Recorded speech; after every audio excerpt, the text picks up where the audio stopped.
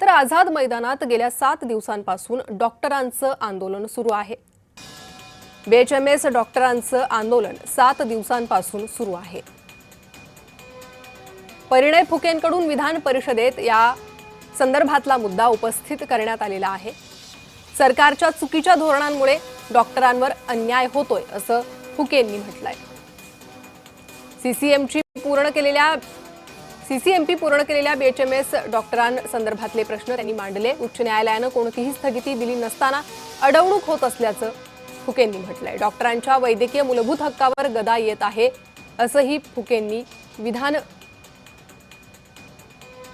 भवनात म्हटलेलं आहे। माफ करा, विधान परिषदेत त्यांनी हा मुद्दा मांडलाय।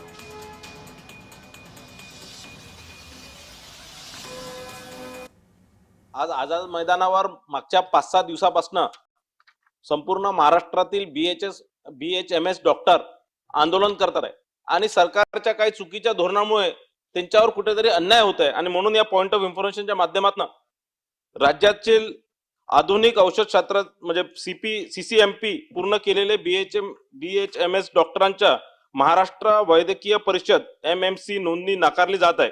उच्च न्यायालयाने यावर कोणतीही स्थगिती किंवा स्टे ऑर्डर दिलेला नसतानाही प्रशासकीय पातळीवर अडवणूक होत असल्याने या डॉक्टरांच्या वैद्यकीय व्यवसाय करण्याच्या मूलभूत हक्कावर गदा येत आहे।